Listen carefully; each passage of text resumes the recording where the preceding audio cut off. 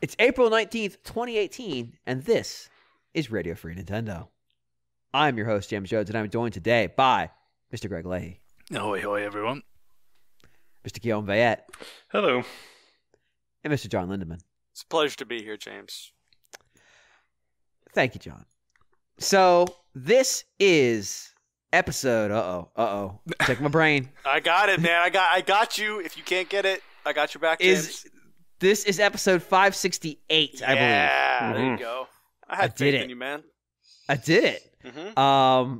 And part of the reason I couldn't remember the episode title is we have been spending the last hour trying to figure out what the hell we're going to do for this episode. Yeah, it's one of the rare occasions when we don't really have an episode. We just kind of all stand here looking at each other for an hour. Pretty much. That's most episodes. It's because new business, we're all pretty light. I think Guillaume had an update he wanted to give. Yeah, sure. I haven't finished Rime, but I just want to tell people that not to, be scared off by the poor performance on the Switch. It hasn't been that detrimental. And if you've got no other console to play it on, like me, then, it's still a good choice. It's still a good-looking game. But I understand that some of the point of the game is kind of the grandiose, the visuals and when you hit a kind of a frame rate dip, it does affect your enjoyment, so I get that. But at the same time, it's not like the frame rate dips will kill you when, they're not super frustrating. It's just that sometimes, you're gawking at the art, at the world of the game, and then, it takes you out of it a little bit. But it's still a lot of fun, and I'm enjoying it a lot, despite not being a fan of the game that inspired it. Fair enough. And then we kind of ran out of new business after that. Yeah, that's about it. Greg wants to talk about Sega Ages, and maybe we'll do that in a little bit. We've kind of leaned into email.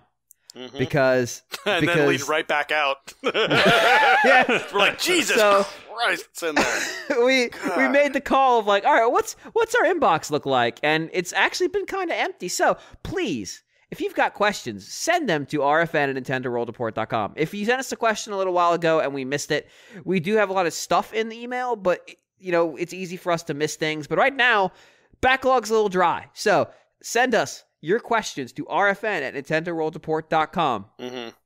MASB, do not send us scripts to your fucking plays. Well, yeah, and also, we're not doing that. We just put the call out for emails on Twitter.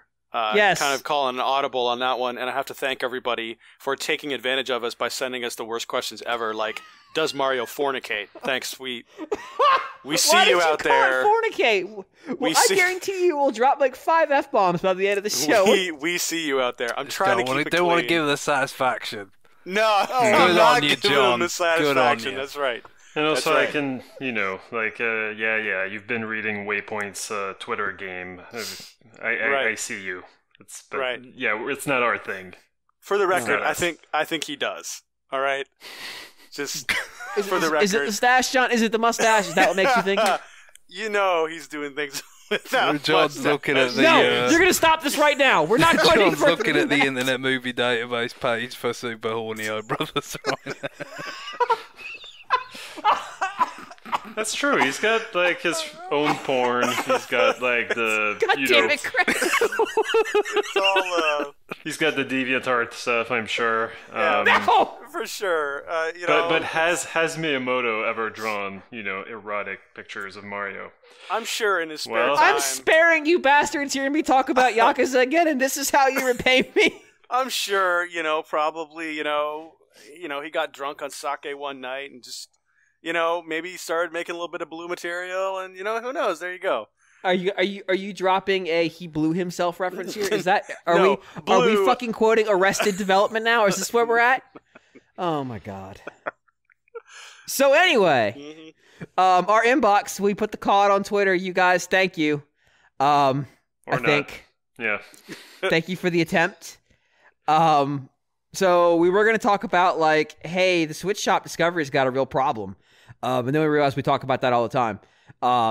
That was us trying to find stuff on the eShop to look at and then finding stuff on the eShop to be stunned by because Skee-Ball is now on the eShop. So we we also leaned out of that solution. And instead, okay, well, let's go back to the emails again. And so we got some emails, and then Greg, were you the one who suggested we return to the game, or was that Guillaume? It was Guillaume. I did. Yeah. Okay. Guillaume reminded me that we haven't done 20 questions in a while. And so we're going to combine 2 segments into one for this avant-garde episode of Radio Free Nintendo. By combining emails with rounds of 20 questions. And I forgot the game I was going to do, so I have to remember what that was. But first, we're going to read an email. Guillaume, you said you have a 20 questions game, right? I do. Okay, would you read the first email? I did not post it in the chat, did I? I did. Yeah, I did. The one I posted or that you posted? I posted all the emails. Okay. The Xenocide writes, in last week's episode, a joke was made about Detective Pikachu the movie, the video game. I was astounded that no one brought up the fact that this scenario is likely going to actually happen in the next couple of years. I'm speaking, of course, of Super Mario, the movie, the video game. As we all know, Nintendo has made a deal with Illumination Studios to make a Super Mario movie. Since Nintendo is first and foremost a video game company, a tie-in game seems inevitable. Do you think that Nintendo's typically strict standards on quality will result in a not terrible tie-in video game? Do you think Nintendo will introduce a game gimmick that will inform the movie or vice versa? In what ways do you think Nintendo will Nintendo all over the situation? I am eager to hear everyone's John was thoughts. talking about earlier. James Derision. Yeah. Huh.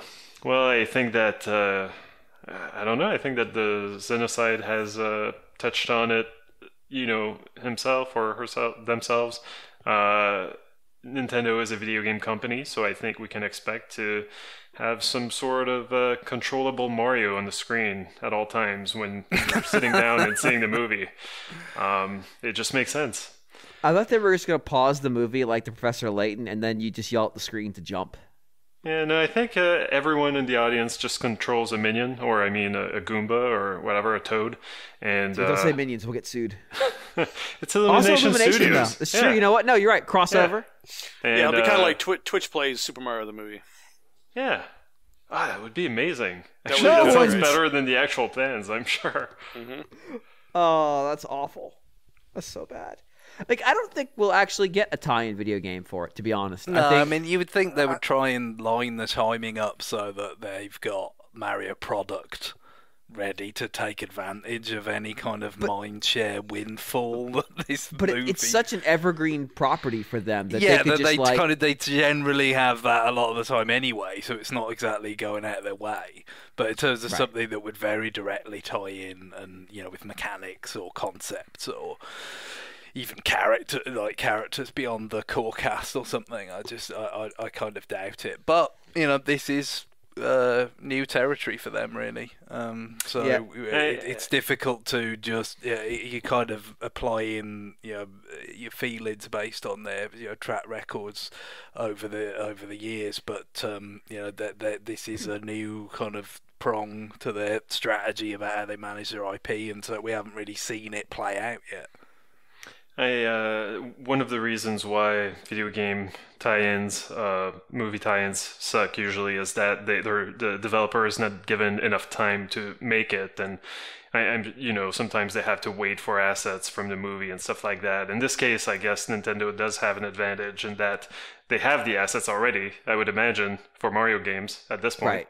Right. So that's not a problem, but getting the timing right between the release of the movie and the release of the game might be tricky. Like, I'm just thinking of Ubisoft's Assassin's Creed movie, which released in the 1 year where they didn't put out an Assassin's Creed game. Although, after seeing the movie, that might have been on purpose. Maybe they thought, like, well, we don't want that shit touching the actual video game series. We don't want people to go to the theater and get bored to tears and then not go buy our game. So the thing that makes me think they're not going to try to make a tie-in game is that we'll almost certainly have a 2D Mario on Switch by then, just because literally there should just be a count up going like, it's been 17 days since we last talked about a 2D Mario on Switch. Because it's going to happen. It's going to happen relatively short order. Mario Maker sold a ton of copies. New Super Mario Brothers smells a ton of copies. They might be trying to come up with something more fresh than the new series, something newer than the new series. Yeah, they might run into like IP troubles if they go for Super Mario Movie Maker. They should run that somewhere, I think, first. Yes, but there will be a 2D Mario game out before this movie, so they'll have on Switch. Because they already kind of shifted the timeline back on this movie project a bit from when they first kind of discussed it publicly. Yeah, so they'll have Odyssey, which is a huge selling game, massively successful. They'll have a 2D Mario game that may or may not be a maker, which will almost certainly sell a ton of copies. They'll have Mario Kart, which sold a ton of copies. They'll have Mario Tennis, whatever they're calling that game, Power Tour? Aces. Power Tour already existed. That's right. That's the GBA one. And they'll likely have some other Mario thing out by then. So there will be no shortage of Mario product on Switch. Mm-hmm. What I think you might see, though, is a redoubling of their efforts to salvage Super Mario Run. And that sounds like... Yeah, good point. Like, maybe a relaunch of the game. Maybe a new Super Mario Run that has a different monetization strategy. Yeah. Super Mario Run the movie? Or Super Mario the movie the Run? Or an add-on that's fucking hell.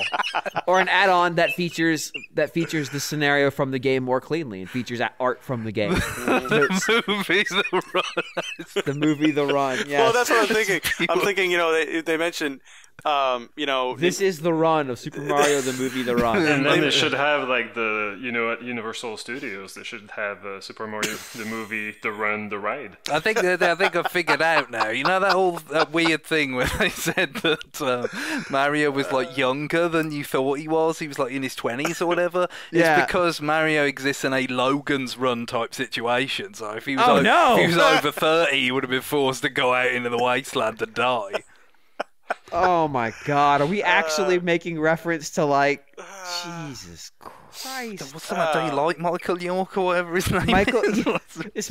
Michael York with an awesome Beatles haircut and like a really shitty Star Trek style uniform, and then running around in rooms that blow up with occasionally robots that are kind of scary to look at. It's been a while since I played Odyssey, but you got to try to find chapter art of Mario dressed up in like spandex or something, like whatever it is. Yeah. I mean, I was thinking that, instead of Nintendoing all over this, I mean, wouldn't making a game of the movie actually be Capcoming all over this? Yeah. I don't think you want to Capcom all over anything. Yeah, that's indecent. I don't know. Did they ever do that with Resident Evil, or did they just let it be? No, the Resident Evil movies are their own thing. Yeah. In fact, I don't even think that they influence the canon of the games. I think they're just completely separate. Maybe some Capcom learned their lesson with Street Fighter the movie, the game. Then. Yeah, and what are you talking about? It's a masterpiece. And there are like these two Japanese-made CGI movies, Regeneration and some other title. Those are canon, right? Because the thing is, Capcom's not really involved in those. They sold the rights to Sony to make these things, and Sony, being a terrible movie company that should be burned in a lake of fire, continues to make shitty movies, and which, by the way, are almost identical to the Underworld movies that they also make. Sony, purveyors of the worst of cinema, except for Transformers. They don't own that one yet, somehow. So. I totally see them saying like, okay, we're gonna give Super Mario Run a boost. We're gonna change the monetization strategy somehow, and we're gonna put out content for Super Mario the movie, The Run.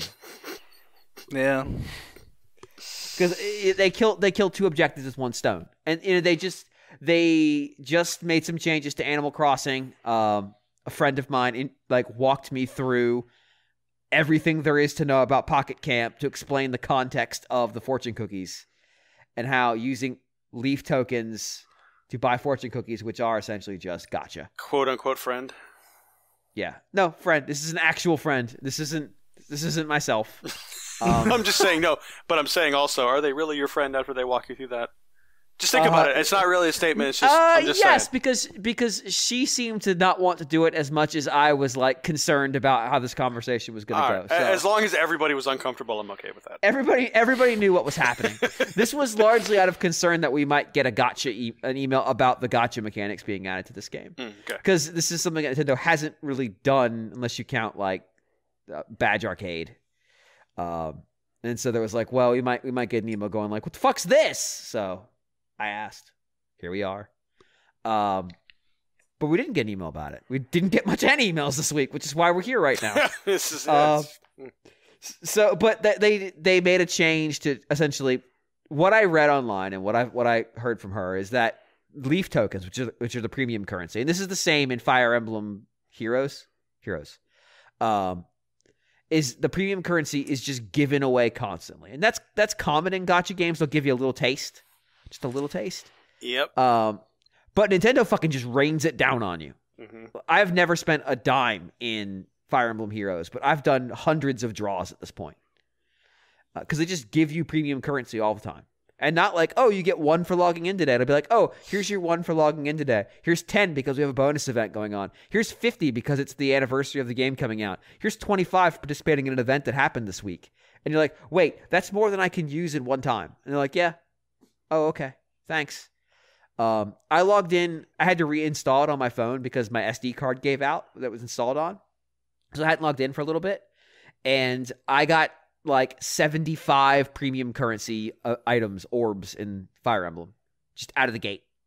Well, nobody's spending money on Animal Crossing. Like, they've talked about how much money Fire Emblem Heroes makes. They don't want to talk about Animal Crossing because the premium currency is rained from the sky and there's not much to spend it on. Well, now there is. So I could see them making the same play on Super Mario Run. Like, look, Fire Emblem makes money. We gave up on Mitoma because it was stupid. But we need to get Animal Crossing, or we need to get Mario making some money because it was. They seemed to feel uncomfortable that it didn't make more money, and it was kind of a black eye because they can't make money on mobile with Mario, but they made so much money on Pokemon.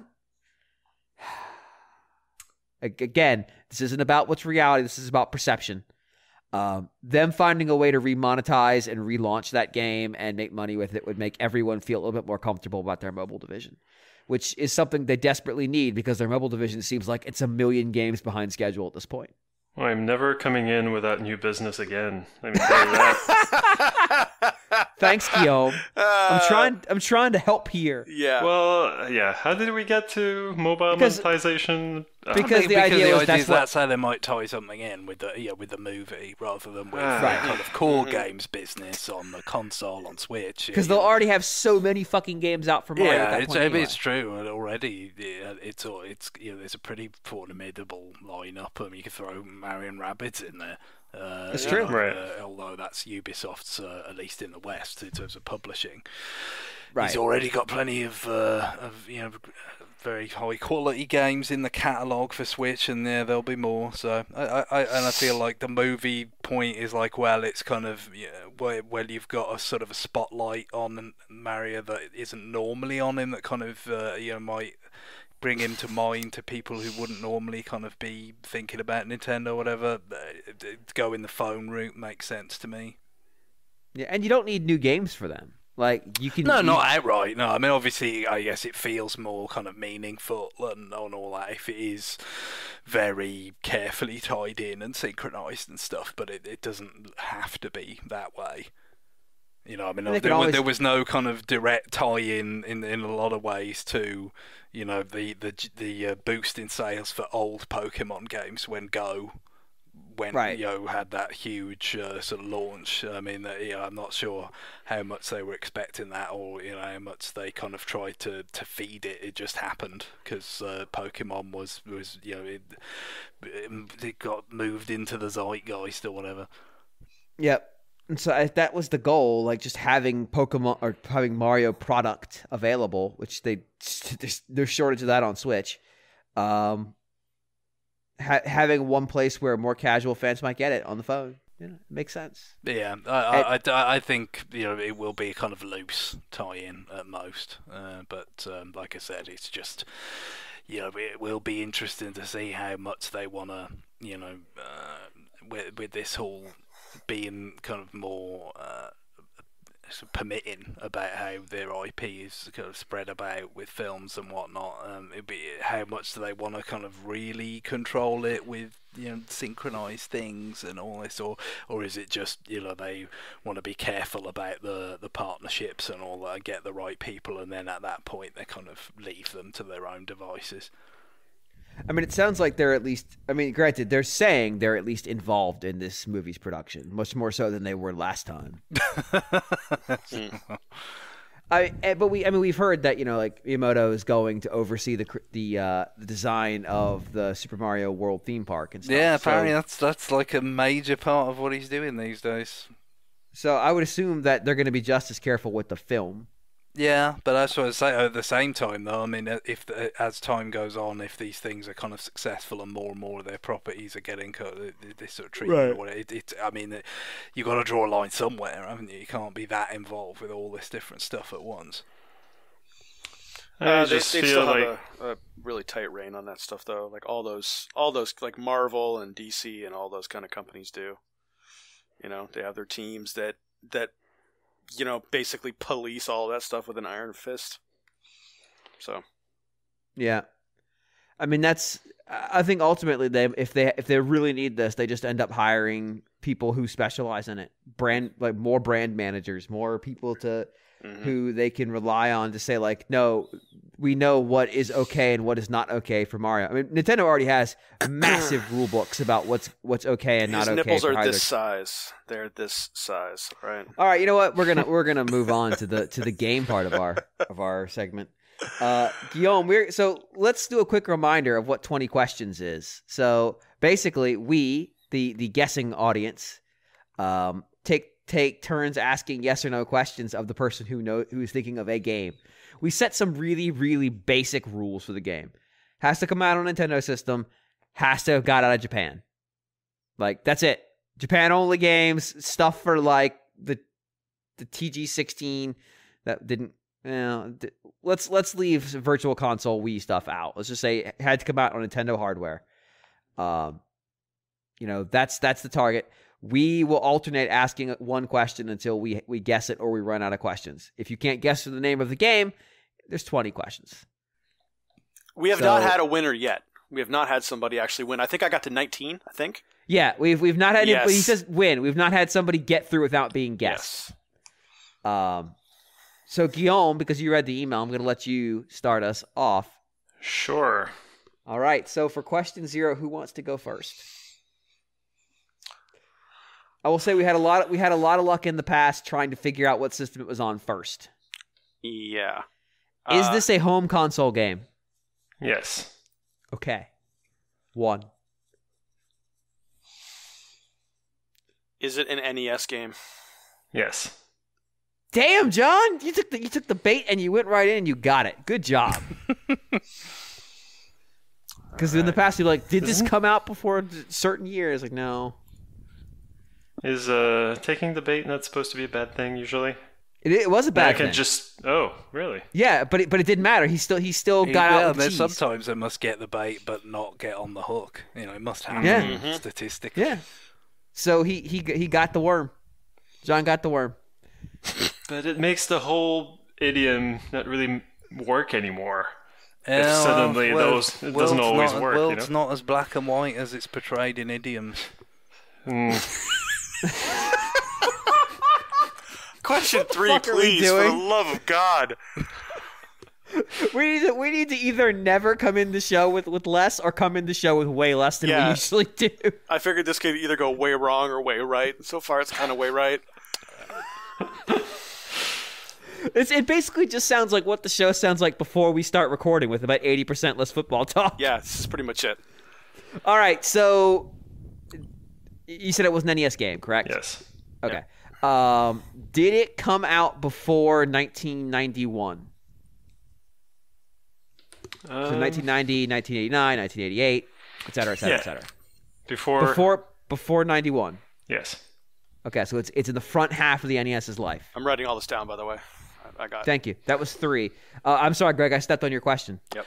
So, is this Nintendo developed? No. Okay. Unfortunately, there's way too many developers on the NES. No, it's one of those. If it were Nintendo developed, that really kind of narrows it down more. It'd be more than people might think, and then you could really get down to it. But what would be amazing is if somebody just said, like, is it blank? And he was like, what the fuck? Yes. It would be great as if on question 1, somebody was like, is it Snoopy? And it's like, yes, it was. How did you, what? Are you in my mind? And it might still be when I edit this. All right. So far, it's an NES game before 1991 that is not Nintendo developed. Yeah. All right, John, I accidentally double a question, so you can ask. Okay. Let's see. Does it require any sort of peripheral? No. All right, you've eliminated like 6 games. Well, I eliminated something that could be really off the wall, right? Oh, okay. I see. If you really wanted to be, you should have chosen your words more carefully, though, because you could have said, does it utilize as opposed to require? Right. Because there's a number of games on NES didn't require peripherals. Fuck, it's gonna be like it's gonna be like stadium events now because it doesn't require the pad. Yeah. Oh.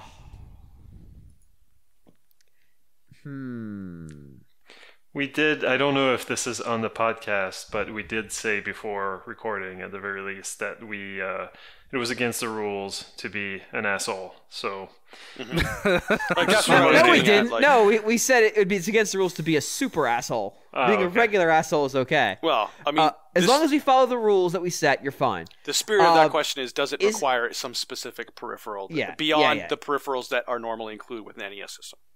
Right, the answer doesn't change. All right, is this a licensed game? No. Okay, that actually eliminates a bunch of shit. Yeah.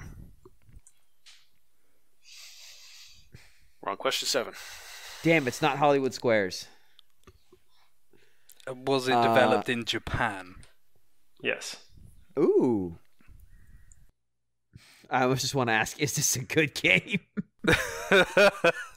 Because that might eliminate a lot of them. Yeah. Is it... No, go ahead. Was it developed by a company that's still active and like a major player in the industry? No. Shit. That's the worst answer we could have gotten.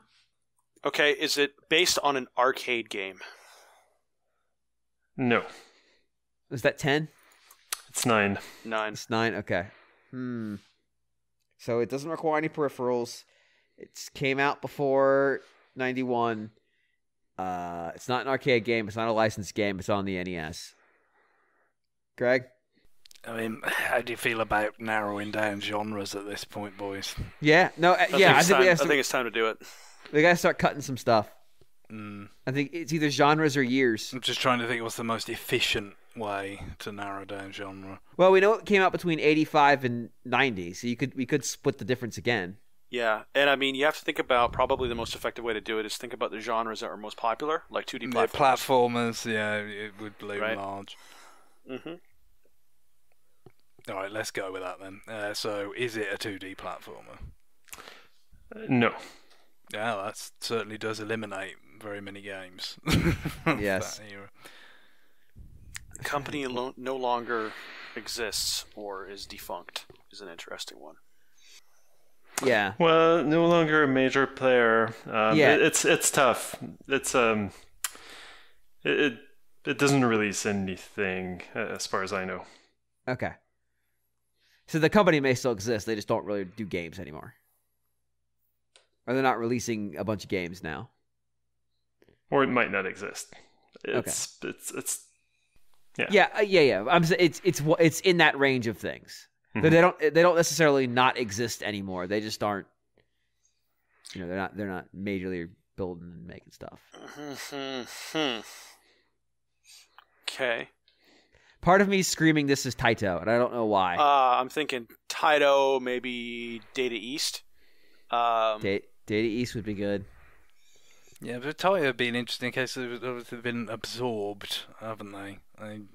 They have been, but the equivocation of like, well, they don't release games anymore, which does apply to the Taito brand. Yeah, that's true. I think that may have some minor autonomy still within. It could be Sunsoft. Yeah, I was thinking Sunsoft. What about Natsume? They're still around. Oh yeah, yeah, they are. They're still around. We talked about them today. Actually, Sunsoft are interesting because they made a number of licensed things, which we've eliminated, but then they made games that were like meant to be licensed, but then the license fell through, like Journey to Silius being a Terminator game, all that kind of stuff. So I kind of just want to go. Is it Euphoria? But I'm not going to do that. I'm gonna wait. I'll save that for like when things get way out of hand, because that would have been like it came out in Europe but not North America. That'd have been fucked. Doesn't mean it didn't do it, but we're in trouble if that happens. All right, so it's not a platformer. It's a Japanese developed game from a company that's not a major player anymore. Not based on an arcade, on the NES from before 1991. Any objections to me just splitting the years again? No. Okay. Did it come out in... maybe... Did it come out in 1987 or earlier? No. So it came out in 88, 89, or 90. Which is also prime time for the fucking NES. Yeah, it is. It takes out some of the earlier, some of those kind of early games that maybe there was somebody's first NES game, so it has a kind of fame attached to them on that basis. Right. Well, what, question 11? That was, or question 12 now, right? That was 11. 11, yep. All right, John, it's your turn. Help. Oh, boy. So it's not a 2D platformer. It did not come out before 87. So it's 87. So it's basically 88 to 91? Or 87 to 91? 88. Okay. Not licensed, developed in Japan. Company no longer exists. We said the developer no longer exists, right? Well, we said it was not Nintendo published, correct? Or did we say Nintendo developed? I said developed. And I also said then was it developed in Japan? Yeah. Okay. Okay. I would say, is this a game developed by Acclaim? Oh, no, John, no. It was made in Japan. No, it was in Japan. Yeah, right. My bad. John is not good at the guess who. Is it a woman? Yes. Does she have a mustache? Yeah. I fucked that No. up. Sorry, I forgot that it wasn't developed in Japan. I'm staring right at it. Is it Frank? No. Is it gassy? Is it gassy? All right. All right. Is it an action or adventure game? Yeah. It is an adventure game. Okay. It's one of the things you could call it. That's the thing, especially in that sort of time, there was quite a lot of genre blending. It's not the most cut and dry kind of distinction. Well, I can't say no. I can't say no. You can.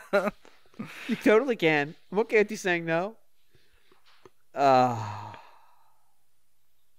think you guys. What I'm saying is, I think you guys would call BS if at the end, if I had said sure, no, it would be objectionable, but it's still because it isn't the most clear distinction. It's not like a scrolling shooter or kind shit of like that. difficult for us to say rules certain things in or out. Obviously, I was getting tempted by Crystalis, but that's the SNK have drifted out of the scene and then drifted back in again. Right. I was thinking about that myself. I was like,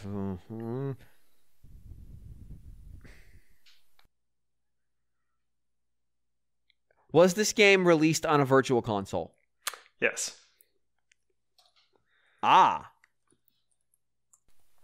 again, being Japanese developed, it had a better chance to be released on Virtual Console because most. But that does eliminate a bunch of shit. Yeah, there's plenty of notable Japanese kind of omissions from although the NES got a lot of games.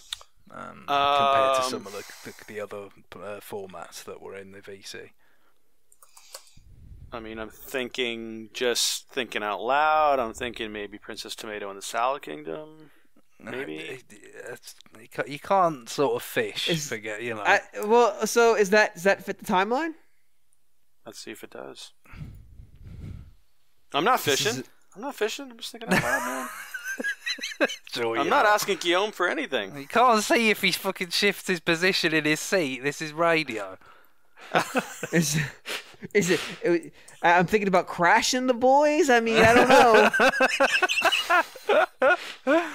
I have kind of a guess. But I'm sitting here going, God, is it Euphoria? Is it Faxanadu? Oh, yeah, it's kind of... I was thinking about the serious question. Perhaps, do you think we should?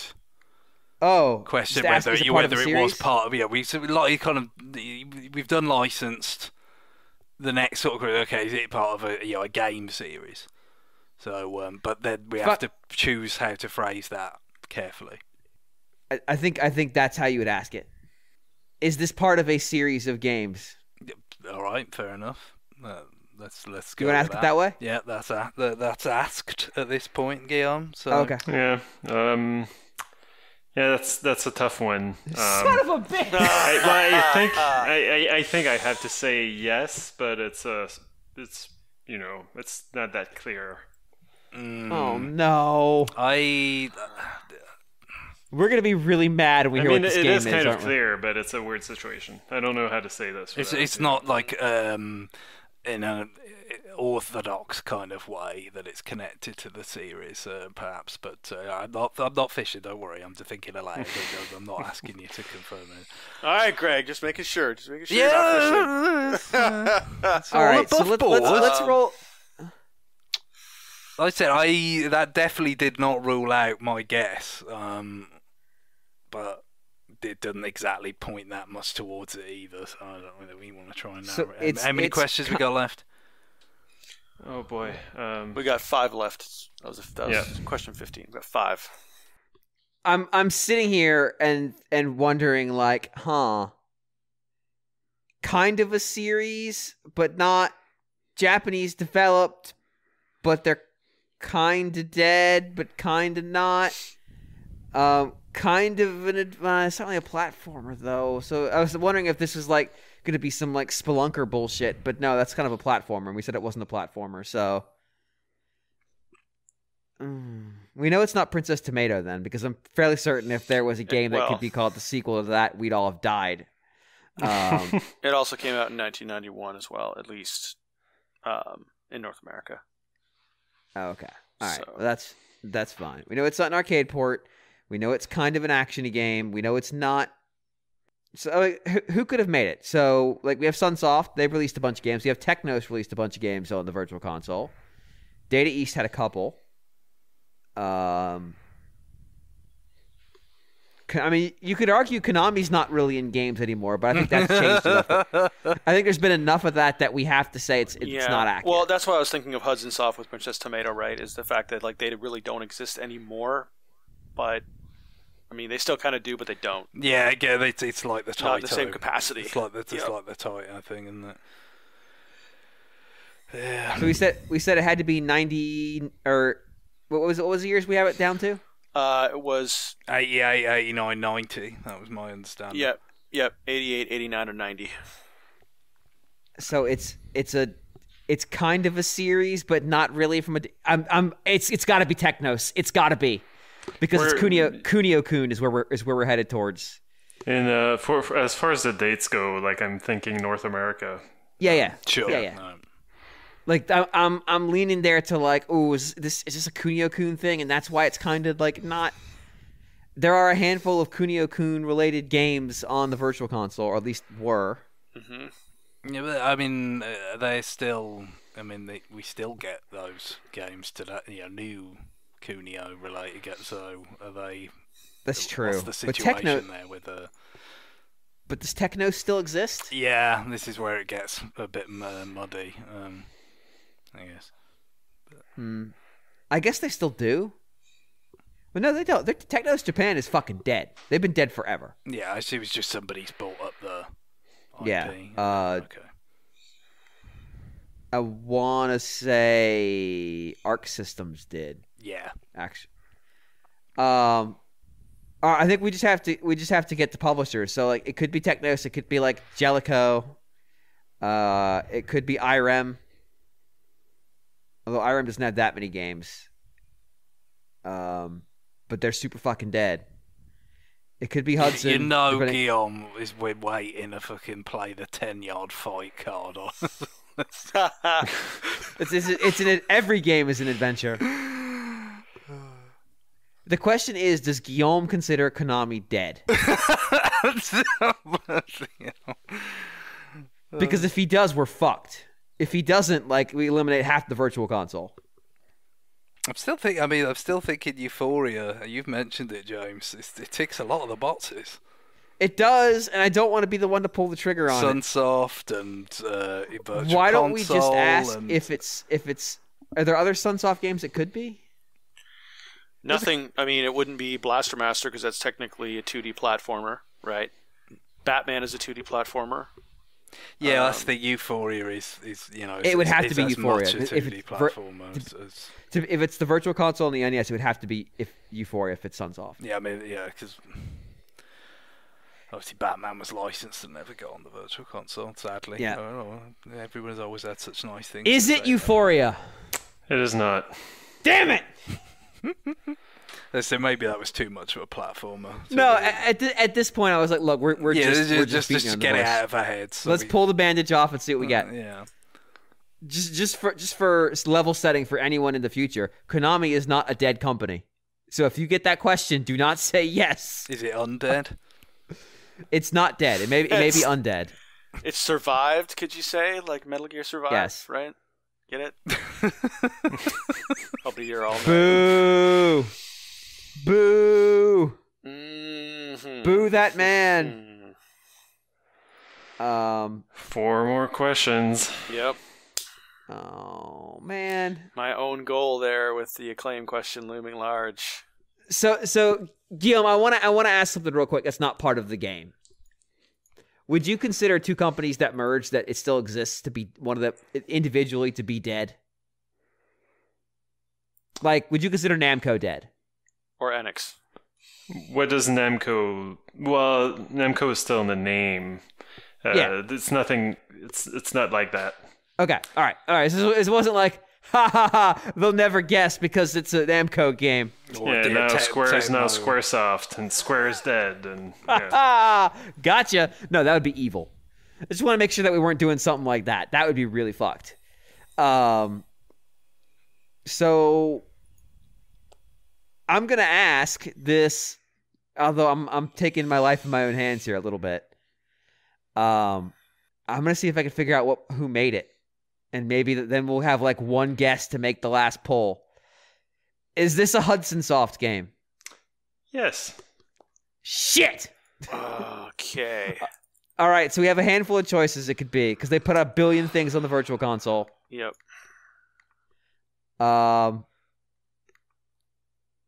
Does Adventure Island tick off the checkboxes? I'm trying to think of what I know about Hudson Soft that was on the VC. I think it came out in 88. Does that count? Yes. That's in our years, right? Yeah. 88, yep. Yeah. But Adventure Island is a series.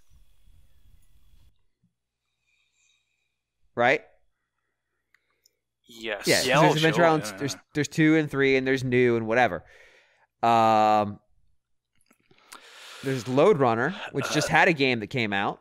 There's there's fucking Milo's Secret Castle, isn't there? Yeah, it's I had when Guillaume said Hudson, that was the first thing that came into my head. Yeah, I mean, and it is sort of a series because you had the Milon's Doki Doki Adventure that came later, which was also on Virtual Console. We've already established it's not Princess Tomato. Yep. What we said it is a series, but not really. Yeah, I said with that. That's why I brought up Doki Doki Adventure. That was the import Super Famicom game on PC. So that leaves like Lode Runner and Mylon, really. Yeah, Mylon Secret Castle is 88. Yep. Lode Runner should be super, super early, though. Lode Runner on the NES, it was 87, so that's out, right? Yeah. Yeah, that was my understanding of the... So looking at... I don't know. I hope I didn't, set you on the wrong path with one of my answers. Which means we're not saying the right game. Well, I'm just, sometimes I hesitated on some answers for a reason. All right, who wants to be the one to pull the bandage off and just guess it's Mylon's Secret Castle? I think John should do it because this is his fault. All right, is it Mylon's Secret Castle? Of course not.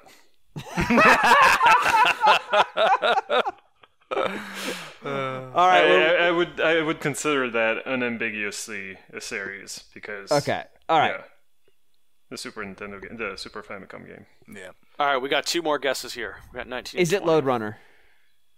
Silence. Sorry, what? Is it Lode Runner? No.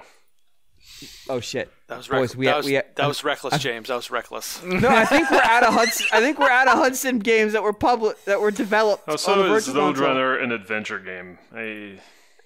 It's not. I mean, like your choices remain like Adventure Island and Star Soldier. I mean, it has to be. Okay, hold on. Let's just vet Adventure. Or Faxanadu.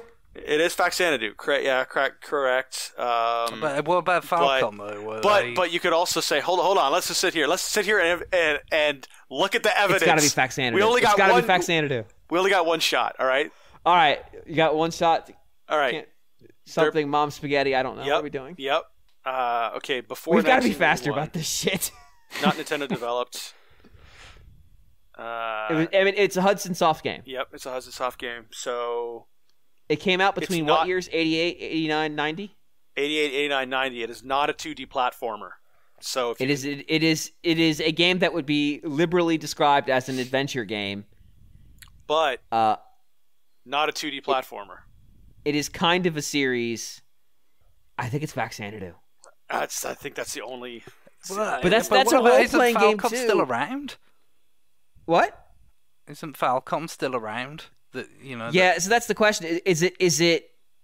But they didn't do. They didn't do that version. Yeah, I'm thinking of Xanadu, the series that it came from. Yeah, but Hudson Soft made it. Faxanadu is a spin-off that Hudson Soft made. Yes, there you go. I think that's got to be the best thing we've got on that basis. All right, John, Greg, who wants to do it? I'll do it. All right. Is it Faxanadu? My God, that was like such, so last minute. Like the last question, and you got it. Yes. The thing is, I thought for Xanadu, I thought for Xanadu earlier that and Euphoria, but the thing that threw me off was the fact that Falcom is still around. But you know now why I hesitated on the developer, because it's Hudson, and also, is it a series? Technically, it is part of the Dragon Slayer series, whatever that means. It's but yeah, this game was made by Hudson Soft. Falcom did not make it. Yep. And it's kind of only loosely tied to, I guess the larger mythology of Dragon Slayer. So yeah, we're gonna have to put a time limit on questions. All right, let's move on to the next email. And I have a game and I have an email. So I have both of these things. GX writes, Dear RFN crew, I come with a message from the future. As it turns out, all the worries we have about splitting timelines and paradoxes associated with time travel are highly exaggerated, and the universe is pretty good at just healing itself. So while I'm here saving the man who will become John the Collector from the non-lethal earthquake, I thought I'd ask, if you could take one decision or event in Nintendo's history, creative decision or business decision, and change it, what would it be and how? I can't promise anything, but I'll see what I can do.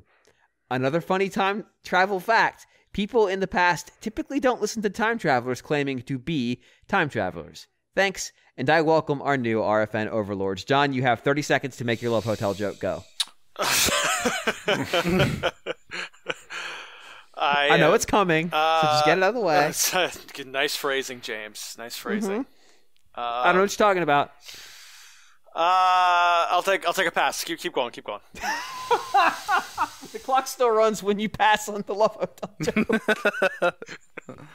I would have liked to have seen Nintendo not bury their arcade history so quickly. There's a really good article that came out probably about 2 years ago now about hunting down. I can't remember what the game was called, but it was like the lost Nintendo arcade game. And basically, Nintendo just sort of divorced themselves from their past as a developer of arcade games. Once they found success with the Famicom and then the NES outside Japan, they mostly just backed away from that portion of the business. They stopped making games in that space, and they just kind of, with the exception of Donkey Kong, stopped acknowledging that history. We had a couple dodgy ports to NES, but beyond that, they just sort of moved away. And I think that helped diminish the role of the arcade in general. And I think it also deprived them the ability to do what Sega continued to do, even though they operated arcade games. Lo and behold, me saying they should have emulated Sega as a console manufacturer. But Sega was able to continue to iterate on ideas in the arcade space and then convert those into home releases. And, gave games like Golden Axe and Streets of Rage to thank for it. I don't know that Nintendo would have ever gotten there, but I would have liked to have seen what they would have been able to put out with another 5 or 6 years making arcade games as the technology improved and as their skill at making them continued to improve. I think they could have made some really classic games. And I think them just abandoning their history as soon as they felt like it was convenient showed a great deal of disrespect for some good games that they produced in the past. Like I've never seen a working Donkey Kong 3 machine. I would love to see it. It's I know it's weird. What do you mean? It's weird. Like it's different. Stanley the Bug. Does it have like a controller that's shaped like? No. It's just a different kind. It's a different game. Like it's not like all the Donkey Kongs are different. It's more like a shoot 'em up, right? Because of this whole Stanley the Bug Man business. Yeah, and so like there's weird stuff that was going on that they kept making. They kept making these Donkey Kong games, but they kept trying new ideas. I would have liked to have seen what happened if they just kept at it. They just kept making stuff. And I know they had to split their resources, but it would have been interesting to see what came out of them continuing to produce stuff that's designed with a very different ethos than where the NES went. Because the NES very quickly departs from the arcade I'm gonna get yo quarters style of gameplay. But I would like to see where they could have continued to refine that. Now, it may not have made much help for them in the long run. It may have been a disaster for them economically, but just as a fan, I would have liked to have seen what a Donkey Kong 4 would have looked like, or what else they would have produced in their arcade space, especially as they got more confident in that area. I would have liked Nintendo to not course correct when the video game crash happened, and all of a sudden, retailers didn't want video games in their toy aisles anymore, and Nintendo just went and Actually, right now I'm fuzzy in my history, so that's bad for time travel. I'm probably gonna change way too much, step on the butterfly, but. Didn't Nintendo kind of decide to market the NES as some sort of computer, but then we never saw half those peripherals? It's the first time we saw the NES I think it was at the Toy Fair. It was a very different piece of hardware than what came out. Right, it was sleeker looking, and it had a keyboard accessory that you could have and stuff like that. It looked very futuristic. Yeah, it looked like. Yeah, it was kind of their ploy to try to get retailers to sell their console, even though I guess that was that was more playing the computer angle, whereas what we got with the NES was more kind of a VCR kind of looking console, and then the toy angle with things like Rob and the Zapper. In both cases, they were kind of trying to get away from, like you said, the stigma of video game consoles after the market plunge that happened in America around then. But it was slightly different approaches to doing the same thing. Yeah. So what I would have liked to see is like the kind of the computer part of it come to life. Like I would have liked to see that the NES get like the like the diskette drive and everything. Like most of the stuff that stayed in Japan. Yeah, with the Famicom, they had all those things, didn't they? Right. That's the way it was marketed. And it kind of and it was kind of the NES, the Famicom was kind of the DS in that way. Like everyone had it, and it had kind of a purpose for everyone in the family. Like I think that you could. I can't remember exactly, but there was software for like moms or you could manage your investments. Yeah, productivity software and all that kind of stuff. Yeah. So that would have been interesting to see. Like I would have liked to see Nintendo kind of try to do that here in North America. You wonder whether if they'd gone that way, we'd be more likely to get the sort of FDS, the disk system. I think so. And then how that would have changed things. You wouldn't have had to deal with passwords in Metroid and all that kind of stuff. We would have good Castlevania music and it would have been quite different. Of course, eventually, Nintendo soured on the FDS in Japan, and eventually kind of came back around to cartridges, giving them more memory and all this kind of thing. But it would have been interesting. What's interesting is the AVS, which is what they were calling it. Yes. Was actually it was very clearly modeled on the microcomputers that were out at that point. Like, I mean, it looks like a Commodore. It even had a cassette adapter, which is crazy. Like they would have had the disc system in Japan, and we would have had cassettes. Which, if you ever tried to load a game off a cassette, is fucking miserable. I've seen it done. It didn't look fun. It takes forever. It fails a lot of time because it's actually playing a sound and converting it to a game like it's a level of Bangai-O Spirits. But yeah, I mean, it was going the same track the Famicom did, where it was like, well, we can't just sell video game consoles. We have to make this a computer, a family computer, to get it in front of retailers. But they tried the same thing here. But at some point, they said, we don't have to do that. We could just put out a purely game system. Well, I said they went the toy angle. They tried to differentiate it from Atari, so whatever. So this is a bit more kind of a toy. So that was supposed to be kind of a bit of a Trojan horse, and I guess it was to some extent. For getting video game stuff back on shelves. Yeah, John and I have made fun of Atari and their many, many home PCs that they put out every 5 seconds. Yes. Or they would package the same home computer inside a console hardware, sell it for more money, even though it didn't have a disc and required you to buy expensive cartridge versions of the same game versus the cassette version that was $1. And then they made all kinds of dumb decisions like that. It was that era of computer technology and consoles was just stupid. It was really stupid.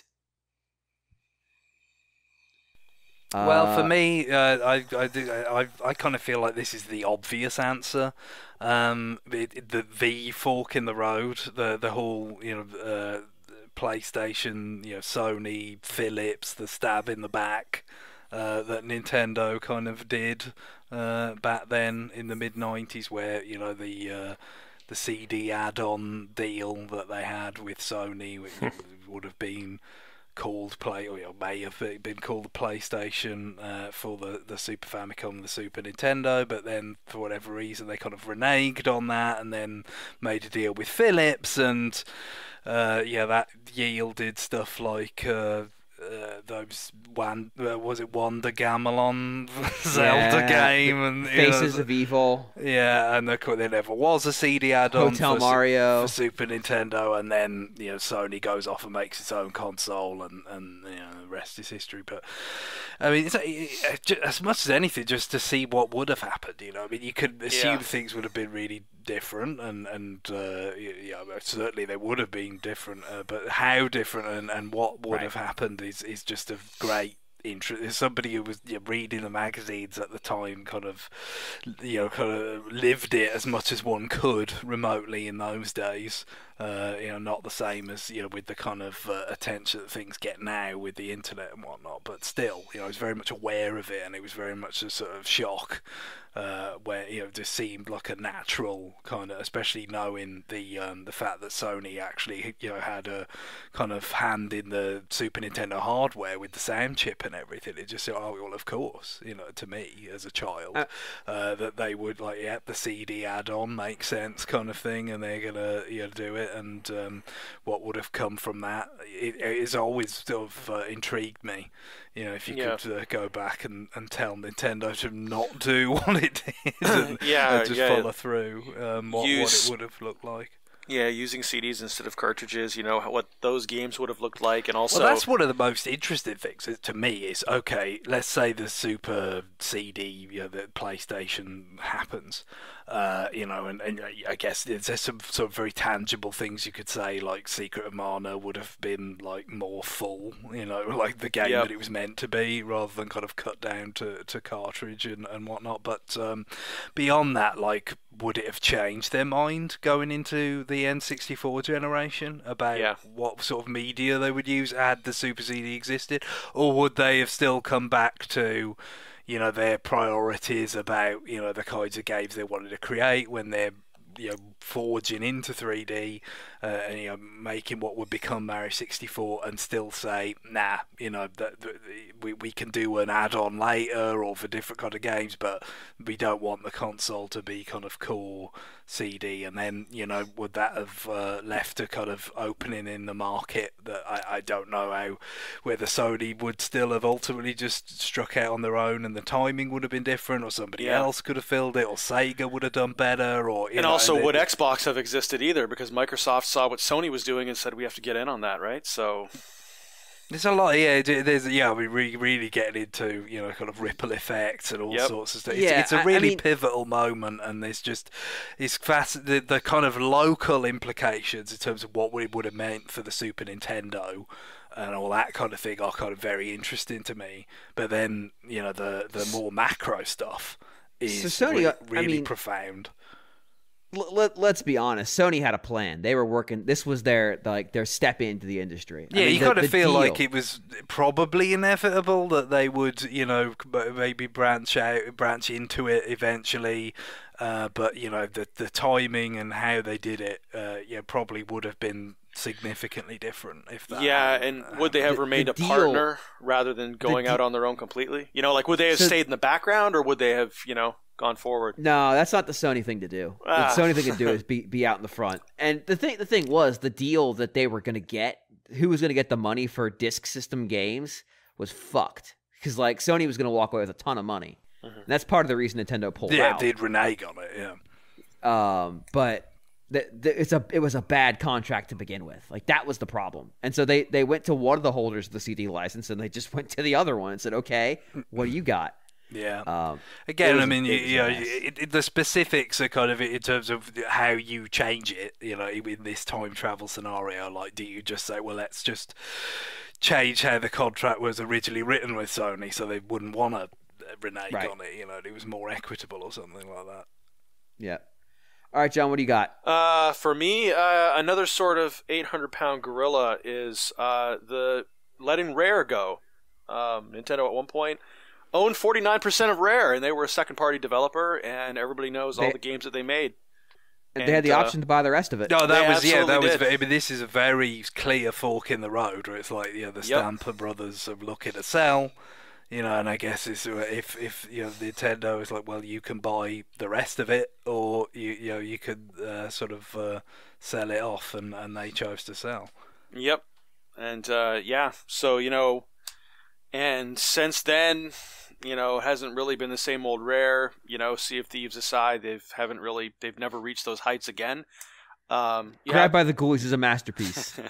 Well, you have to think too that part of that is not having that access to Nintendo game designers. Certainly they were great game designers in their own right, but obviously having the knowledge base that Nintendo has in terms of design and all that kind of stuff can do nothing but benefit you. So they missed that, obviously.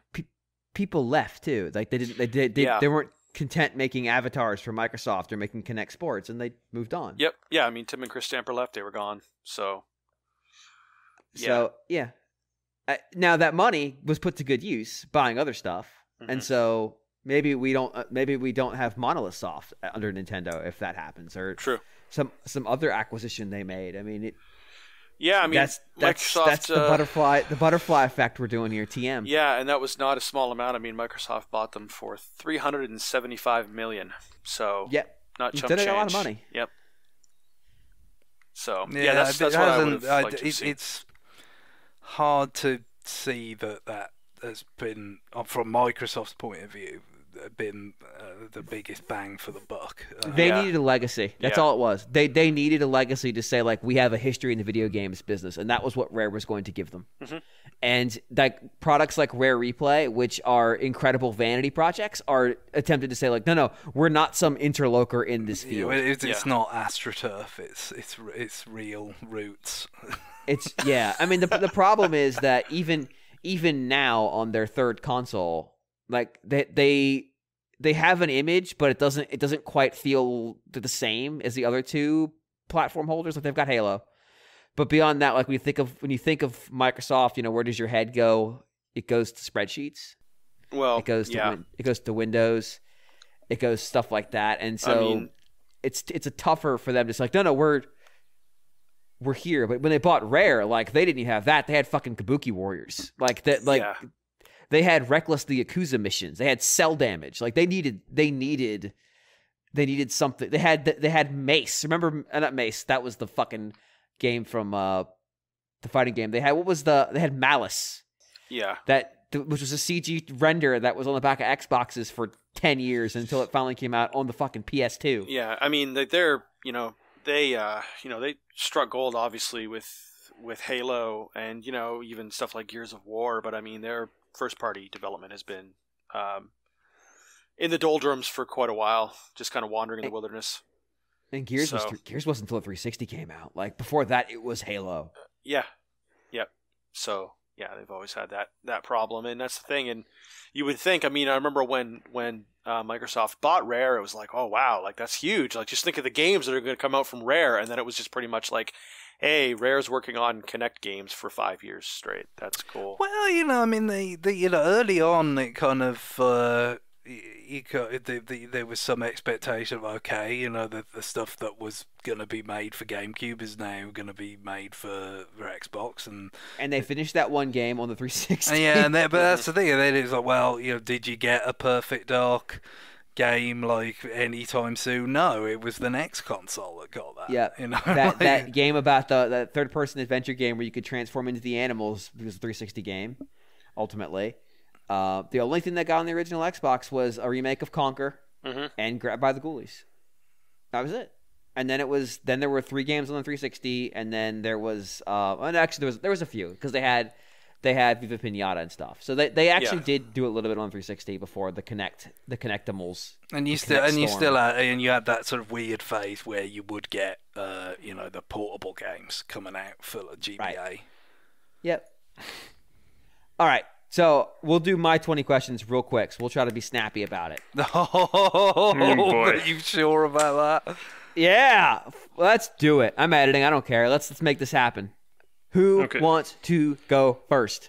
Is it from before January 1st, 1995? No. So it's after January 1st, 1995. I'm not going to count that. I'm not going to count that, but the answer is yes. It's after January 1st, 1995. Okay, so that was a free question.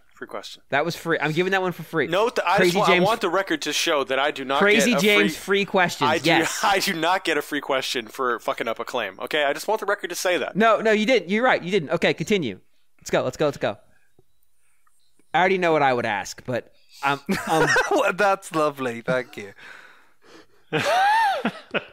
Maybe the system. I don't know. Come on, John. I mean, there's not that many. Is this a Nintendo 64 game? No. Uh, Are we just gonna go through the systems? That's what I want to do. But Yeah. I mean, there's a Greg lot of can- systems. You could burn through a lot of guesses before you True. do that. You might want to try to narrow down some stuff before you go after systems. Yeah, I'm thinking about the Virtual Console release question again because that was useful in the last one.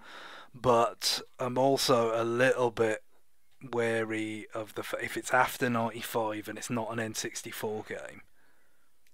Yeah, I mean, it still could have got released on Virtual Console because you got Game Boy stuff that's come out in that span, GBA stuff. Yeah, I mean, there's stuff that it could be. Yeah, but Ambassador it doesn't games. seem as valuable as it did in the last round. So, what do you think? yeah, I would. I don't know. I would go by system personally, but well, maybe a home console, portable, or something. Yeah, all right. Let's go with that question. So is this a home console game? No. Right. Well, yeah. I mean, you could go after years again as well. Yeah. That sort of accomplishes two feats. So is this my turn for the question then? Like that was Greg's question, and Whoever wants to go. Yeah. Let's not keep it too rigid. Yeah, let's brisk. okay. So was the game released after January 1st, 2005? No. Okay, between You give it a 95 10-year and range. 2005. Yeah. There you go. Okay. just whittle it down So to that was pretty it released much- between that pretty October much 5th and eliminates December 5th. It pretty much eliminates the DS apart from some of that killer launch lineup. John, I'm sure, is already thinking about Ping Pals just as a further. Just go ahead and guess, John. It's there. It's there. I wasn't going to say it. Impressionable. Don't say things the thing like that. is, that would have been a really smart move for me to just say it's Ping Pals because no one will ever let John guess Ping Pals. Smart is one word for it. Should I ask if the game has multiplayer? Interesting. Yeah, I mean... And a portable. Well, on I a mean, you port- could- Well, obviously there were plenty, but maybe it wasn't as commonplace as you might think due to link cable entanglements. Right. So okay. Well, no, I mean, maybe it might be more fruitful to talk about ask about online play, because that would be the DS, right? No, we've already eliminated the DS. Oh, okay. Yeah. Pretty much, apart from the aforementioned Ping Pals and Super Mario 64. Right, Yeah. and that was not online. Like the The online came stuff after. was into 2005 with Mario Kart. So Right. True. So okay, I'm gonna ask. This game have multiplayer? Yes. But limited. But yes. Sure. So it could be like a Pokemon or. That was 5, correct? That was 4. Yes. No, it's it the was fifth 5. question. Yeah. Okay. Should I ask the platform? Sure. You may ask a platform. Yeah. So was this a GBA game? GBA. Yeah. No. Huh. alright, so we still got original Game Boy GBC. Is this game available in color?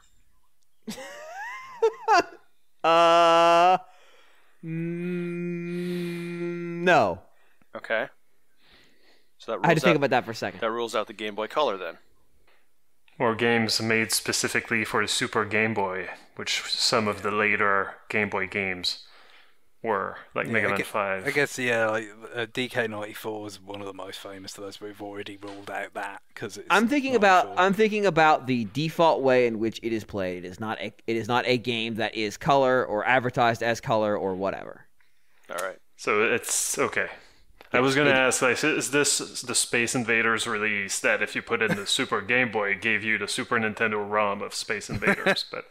But clearly, we've ruled that out. Okay. Yeah. No, it's actually the correct answer is it's the ROM that's on the cartridge, but that's not actually the game. Yes, that was no. Let's keep moving. Okay. Do you want to go That was- the Japan v the West thing? Might as well. Go for it. All right, so was this game developed in Japan? Yes. Yeah, we can hear typing. I'm typing, I know. That's not me. No, it's not me either. I literally don't even have a keyboard in front of me. Yeah, well. Some people are old over here, Greg. All right. John browses the internet on a teletype. What do you want from me, man? All right. That was 8.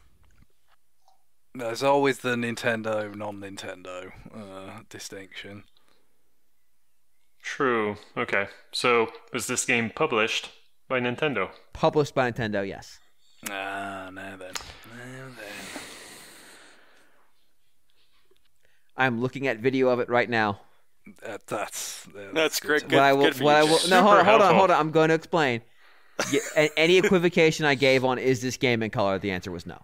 I don't want anybody to think like I was fucking around with them. Like, no, the game is not in color. So the key things we've got are published by Nintendo, black and white, multiplayer, portable, and you have years. and we're in that age span. Yeah, so that should be pretty informative, really. The question is why best to narrow down what's left. Well, and you said not GBA, right? Did you Yes. include that in your? Okay, yeah, I missed that one. Yes, No, yeah, you that also was, included that. Guillaume said that, yeah. Because black and white means it's also not GBA. I can't think of any black and white GBA games. Good point. Yeah, it's Sam Voyager. Is it that MP3 player for GBA? But that's that would fail because it didn't get out of Japan for a start. Yeah, Sam you're right. Voyager. It would. So, I'm tempted to ask about genre. Yeah, fair Okay. enough. Go for it. So we can maybe eliminate a whole bunch of shitty Game Boy games. And then, they could get us closer with the whole multiplayer angle as well. Mm-hmm. Right. So is this a puzzle game? No. That was a long pause. Yes. Okay. I'm thinking, and fucking I'm with you, that's gonna what say you the answer is no. Because that's a wise one to ask for sure. That was 9, by the way. No, it was 10. There's 10? I must Yeah. have missed one. Yeah. Okay. I feel like y'all are either really close or really far away, and I can't tell which one it is. I can't tell either. Well, if we keep drilling to genre, I would ask, like, is this... Because the whole, like, limited multiplayer thing, I'm tempted to ask, is this an RPG? Yeah, No. I'm tempted. It's not. Okay. Not an It's RPG. not. That's what I was I'm not even wondering, going to count that one. I'm just going to give it to you right now. No, it's too. not. So that rules out stuff like Pokemon. Yeah, the limited RPG stuff, the limited multiplayer stuff. I was just looking at it like because it's a portable, and it was like, well, yeah, but you have to have hardware and shit. This game has multiplayer. Okay. Silence. Is this a sports game? There is sports content in this game. This is a question that is not super easy to answer. It is not a traditional sports game, but there are sports related topics in this game. Okay, is there like some fake sports, like Bard versus the Juggernauts? Or, I don't know. Like, It's not John Madden, is what I'm saying. But there are things related to real world sports in this game. Who? If you run through a couple more questions, I might give y'all an assist. Because I'm starting to feel like y'all are getting further and further away. Well, it's not a puzzle game. It's not an RPG. If there's sports content in it, that's something that I would expect in an RPG, right? That's what's kind of throwing me. There is sports-like gameplay, is what I am trying to say. I'm not saying like, oh, it's an RPG that takes place in the world of basketball. Like, no, Okay. There Alright. are gameplay features that feature things from sport, but it is not traditionally a sports game. No. I'm trying to give myself armor so when you guys say BS, I can go, no, it's not a sports game. Or if I had said yes, you would say, that's not a sports game. And so it's like, well, no, I'm screwed either way on this one. Okay, so is this kind of a collection of minigames? Yes. Is this track and field? No. Fuck me. Okay. I'd rather not. I had it. Well, let's see. Game & Watch Gallery, did any of those have multiplayer components? They might have. Are they all in colour after one, I think? So it would only be the first one that would be in play. I think that's accurate. I think 2 is in color. I think that's the one I had. Yeah. 2 and 3 were in colour, and then 4 was on GBA, if I remember correctly. What a waste of power for the GBA. Yeah. Did the first one have,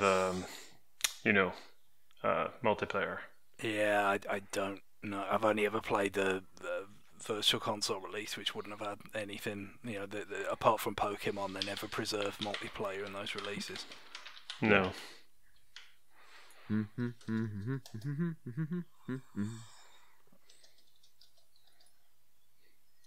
Was that a Nope. clue? I'm just killing time.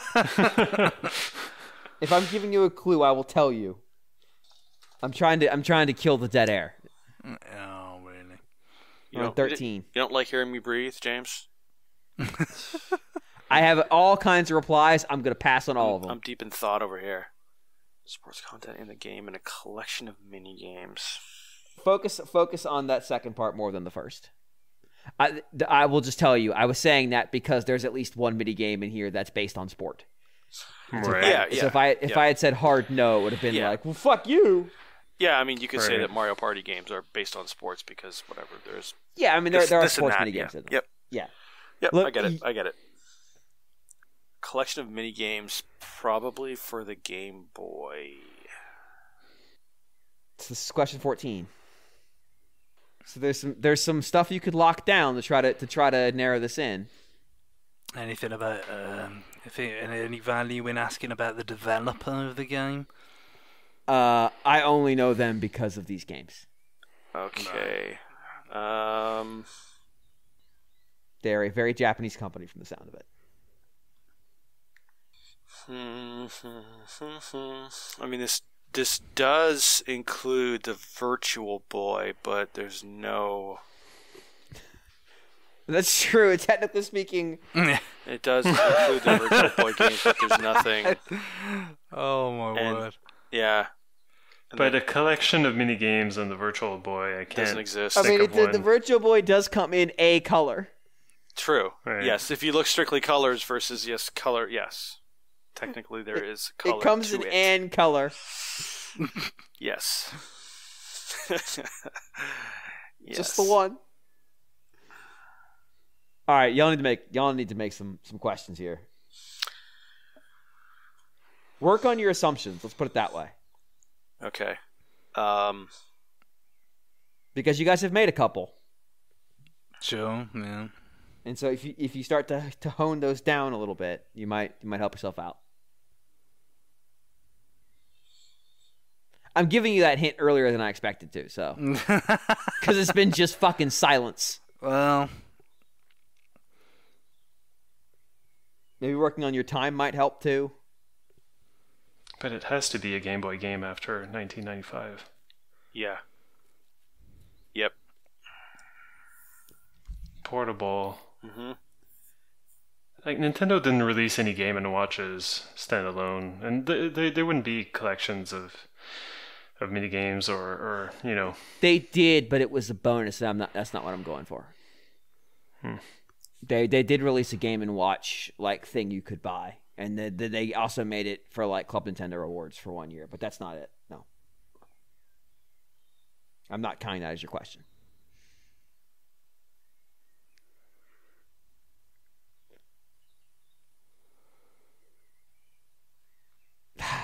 it's vexing.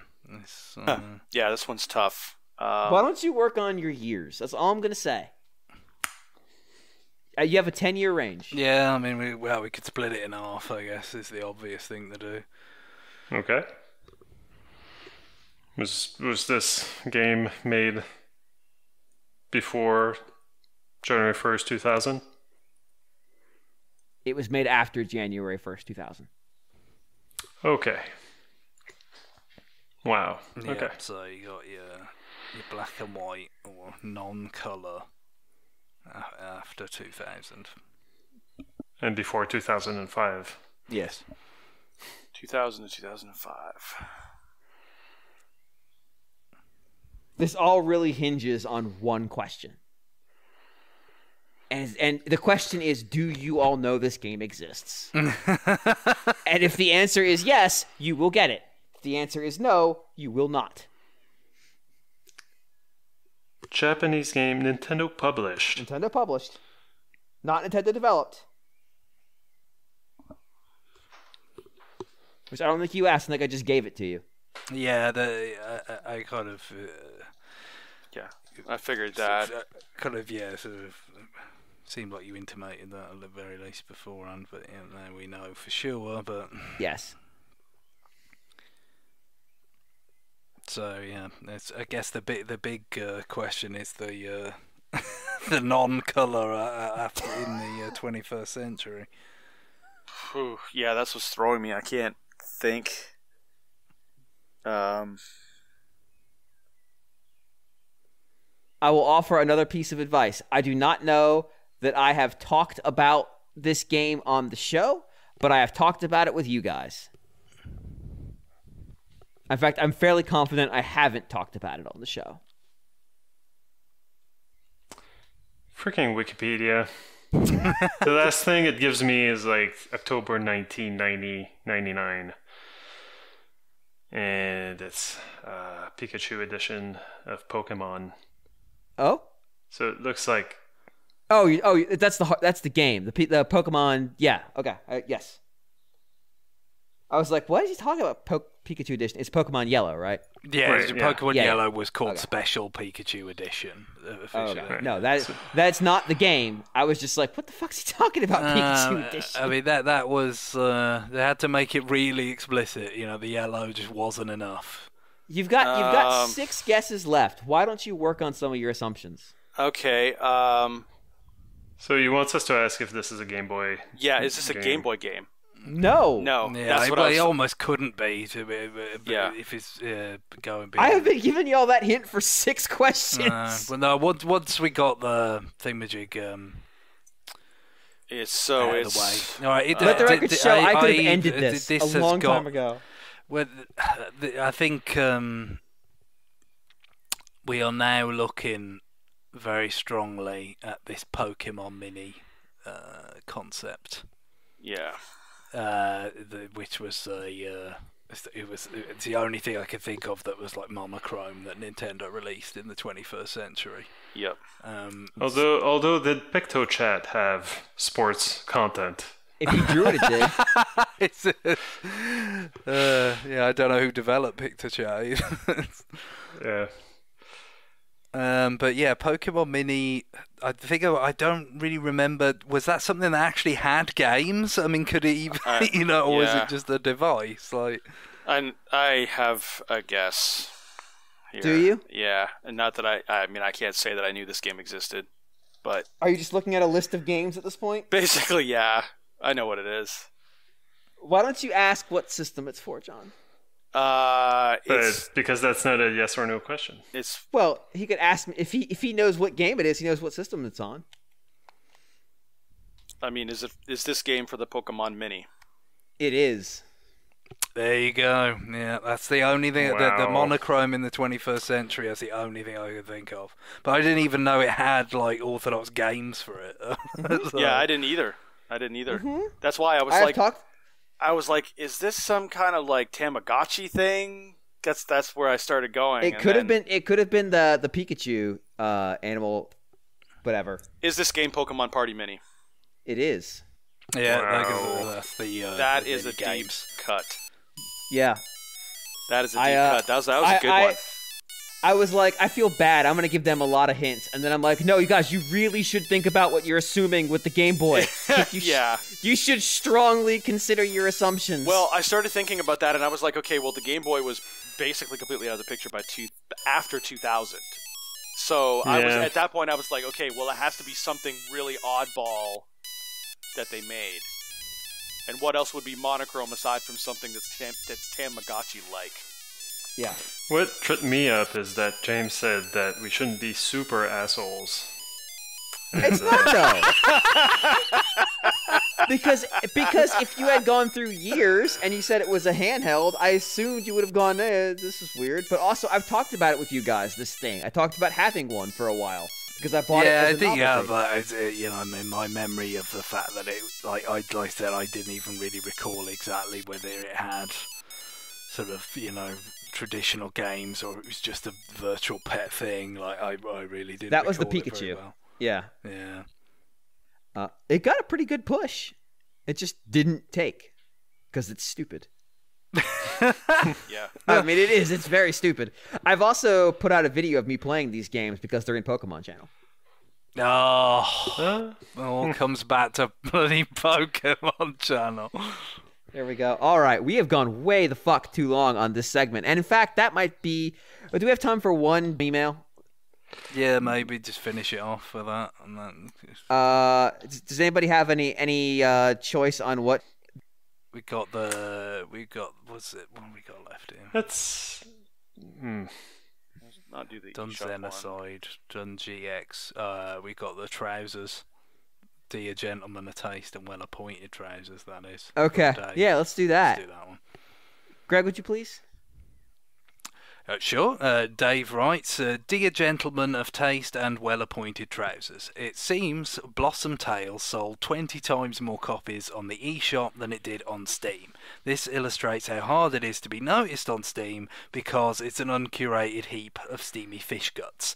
I prefer my fish guts curated, please. And how well the eShop started.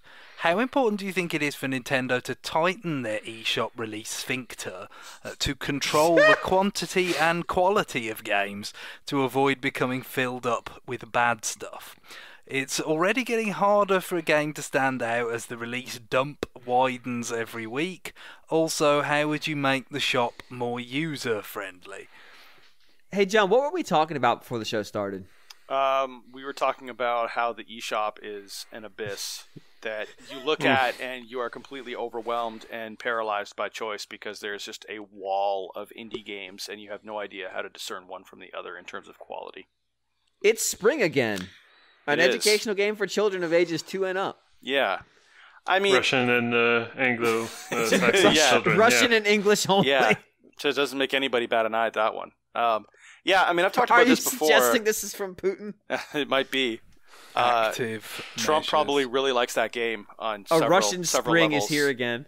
Yeah, I mean, one of the things that we've talked about, I'm not sure if I've talked about this, I probably have on the show, is I would really love to see some sort of rating system. I don't necessarily need text reviews, but just even star ratings would be great. Because when I have no context about a game, there should be something on the platform to indicate to me what the rest of the consumer base thinks in terms of the quality of the game.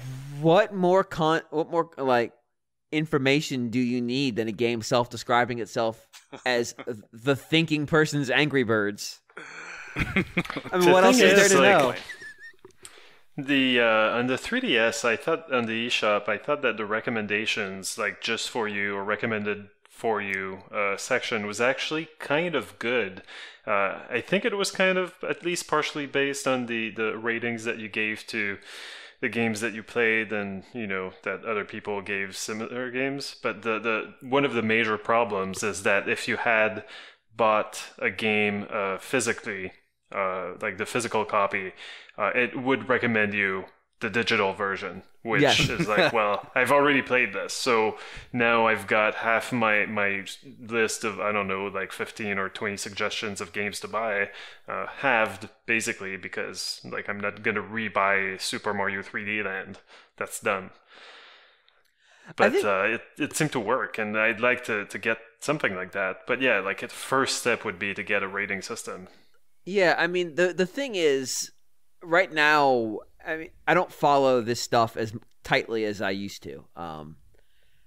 So like, even though I'm on like the NWR email feeds and stuff, I miss things. Like we get a ton of email about this game is coming to Switch or that game's coming to Switch. Farm Expert on Switch, Sling Ming, which like some of these games like I get a name and that's it. And so for whatever reason, like Sling Ming as a name is just stuck there because it's such a terrible fucking name. Like the game is what it is, and the name actually works, but like. It's just like, okay, that's all I'm going to ever remember about this. But then you'll see like a press release for animated Jigsaw's beautiful Japanese scenery. And you're like, fuck this, I can't. And so I lose track of what's out there. It's hard to keep up with it. And we'll get the press release. And, I'm not calling for the bad old days of the Nintendo Downloads press release. Because as much as they are a beautiful thing, you can't create that through like I'm gonna rebirth. Like it's got to be authentic. Yeah, we were laughing through a dark time during that. Yeah, period. I mean, look, John, you can use your DSi as a flashlight in case of being stranded on a desert island. Mm-hmm. That's not. It's not wrong. Well, it's not wrong for like. It is wrong because in like an hour, no, you won't be able to do that. And also, you can also do that with the DSi menu because it's white. You don't need a game for that. But there's no context on these download press releases now. Like it's literally just here's a list of shit that came out, and it's. I mean, granted, that's for us. Like that doesn't go out to the general audience or whatever. But like, it helps me conceptualize. And yeah, the shop itself is just a big dumb fucking list with 592 items in it right now. Yeah, it's like Sony would be proud of it. If it's like they said, "Hey, we got this PS3 UI. You want to check this out?" And then Nintendo was like, "Yeah, it's cool." Just a whole bunch of dumb lists. At least you like XMB. We like XMB. At least the Switch is faster than the PlayStation 3. Yeah, that's UX. the best thing you can say about it. It's quick to get in. It lacks the power of Cell, though. Don't forget. It's true. Yeah. Don't we all lack the power of Cell deep inside, John?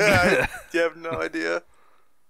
But yeah, like I've been basically like I've been keeping up with the eShop. Like I go on the eShop every week, and so like I mark on the wish list. At least we've got a wish list function. Yeah, that's cool. I that's add to the wish list like everything that seems interesting based on the trailer that's available most of the time on the eShop. Another tool that I use a whole lot more than I used to is Nintendo World Report's reviews. Yeah, like they're useful, very very useful when you've got so many titles that you don't even know like what the heck it could even be. Like at least you're gonna get like a good description of what the game is about and kind of an idea of where it stands in terms of quality.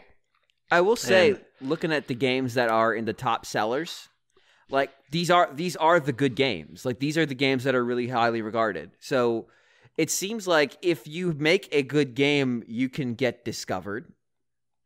But beyond that, you can still slip through the cracks. It seems like I mean, I guess that probably the most kind of interesting example, because a lot of the stuff that you see continuing to do well in the charts has like name recognition from kind of outside the Switch kind of ecosystem. You have stuff like Rocket League and Stardew Valley. Obviously, then the Nintendo stuff like Versus Arcade, Super Mario Brothers or whatever, so you've got those sort of things. But the fact that Celeste managed to do as well as it did and stick around for as long as it did, I think was kind of encouraging. Obviously, or Steam World Dig 2, although that came out earlier, so it had less competition. Yeah, that's what I was thinking. I mean, not that things had built up a fair bit by the time Steam World Dig 2 came out, but you think of the turn of the year, just after that, which is I think when Celeste came out, it was really busy. It was like when you're getting, in the high teens and 20, games coming out at once. No, Celeste reviewed remarkably well. Admittedly, it's a lot of really positive word of mouth going around, beyond reviews as well, for that matter. But it's not like a pre-existing IP or something that you would have heard talked about a lot on other systems. It was available on other systems, but it hadn't existed on them before and built up a cache or anything like that. And it managed to kind of rise to the top for a while and all that kind of thing. So it still sits pretty near the top. Like, yeah. So I mean, in that sense, it shows that these things are sort of not insurmountable or kind of really like choking, at least at this point. But yeah, there's a lot of things that seem like they could benefit from. Like I said, some of the really obvious things I said last week about having just an arcade archives category unto itself seems fair. I mean, you can just like look for games that have demos at this point.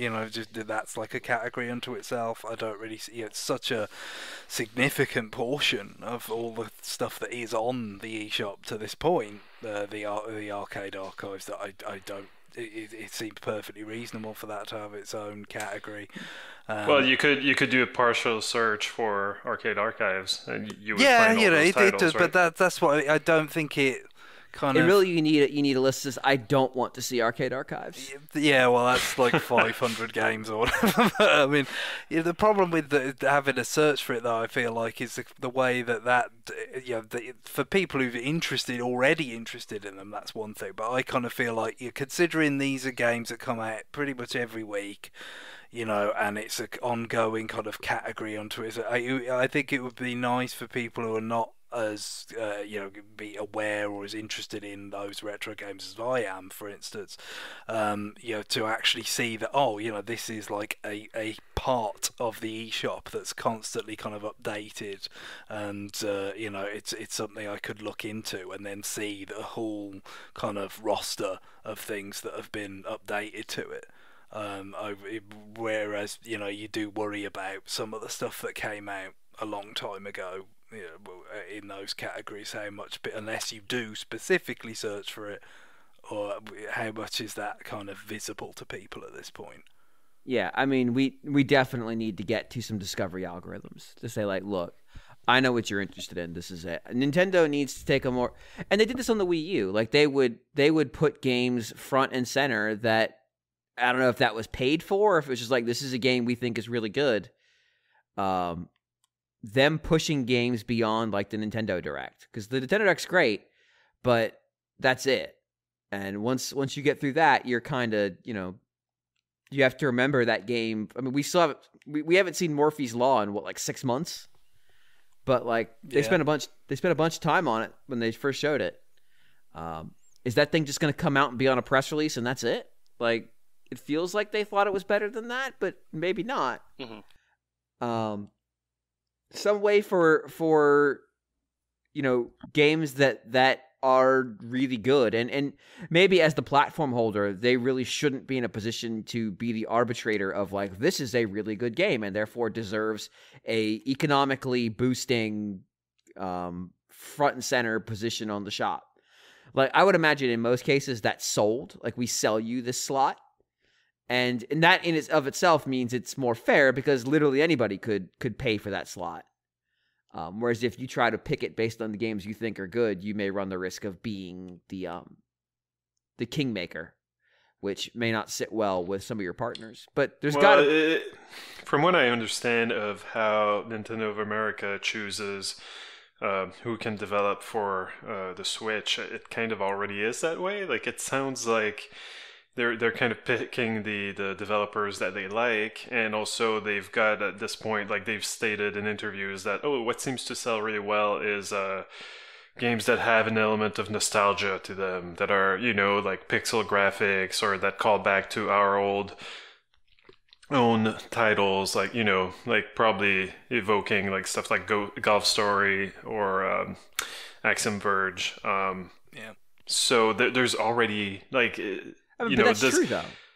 Like, sure, yeah. But I mean, so I'm sure that bias that they have from like what sells well and what the developers that they pick to develop games for them in the first place would carry over to whatever they pick to to highlight in the eShop. I'm going to say right now, from having just gone back through the games that came out in the last 2 weeks, anyone who's complaining that like Nintendo still isn't going to let me make games for them, there's more to that story. Yeah, the shit that came out this week, like, ain't nobody going like, oh man, these guys have a great concept. It's like, oh, you're making a word search. You made a fucking word search, bro. Yeah. Like there's to me, picking winners, explicitly picking winners, saying this game is a winner. Here it is on the front of our shop, versus like we want to do business with this company versus, hey, these are the kinds of games that sell well, feels different. And if you're selling that slot, then it feels very fine. It's just an advertising deal. If it's just like we think this is and they did that on the Wii U. It's like these are the games we think are like the bee's knees. I'm just not sure how how Nintendo as a publisher does that without being putting too much emphasis for one. And maybe that's where having reviews lets them do that, because they can just say like, these are the top rated games on the Switch. Sure. Or if you start going like, I know people freak out when you use Metacritic, but generally speaking, games that have high Metacritic scores are good. Like maybe that could be the metric they use. And then they're not even picking winners on publishers. They're just saying like these games have reviewed well. Something like that, where they aren't involved in the conversation at all. This is what this game sold well. This game is featured. And really, I mean, it's tricky. I'm not sure how Nintendo solves this, because it's something that every platform seems to struggle with, and a lot of people like to think of Valve as having their shit together and knowing what they're doing with Steam, but there are stories that come out sometimes, like for the longest time they would not allow visual novels on their platform because it did not fit their idea of what a game is. And then at some point, like they finally caved in, and they sell gangbusters, or at least very well for that genre. But yeah, so it's like, I don't know, like you get like just like Steam and Valve had growing pains and went from maybe curating too much to not curating enough to having kind of a combination of user reviews that could be gamed to something that was maybe a little bit less easy to game. Nintendo's going to have to hopefully Nintendo has been watching and learning from other people's experiences, but I get the feeling that they're going to do most of their learning doing their own thing. Yeah, I mean, there are things about the eShop currently. I mean, I understand the desire to make it snappy, compared to other shops that they've had, and kind of simple. So, I think they did probably achieve that, as one of their objectives. But in terms of some of the other components, obviously with reviews, I mean, they had that brief time where there were reviews on the website, and then that was quickly pulled, so it's another one of those things that seems a little bit conspicuous by its absence, and you wonder if it's going to tie into their subscription service later or something, because it doesn't make much. It seems odd to me that you kind of. The way that the shop was at the launch of the system was not surprising. Just kind of like, look, we just want it up there, and it works, and it's quick. And there wasn't that much in the way of releases early on either, so you didn't have to worry about this sort of congestion issue. But you always kind of felt like, well, it probably will be updated quite significantly in the not too distant future, and that could easily have tied in with the online service had it launched when they kind of originally envisioned it doing. But now that's dragging on and on and on, and the eShop is just sort of static, with the only change that I can think of being that demo designation. It does feel like maybe that the two will kind of go together a bit. That maybe if you've got an account or something, then you can rate games and earn points for that or something. God knows what.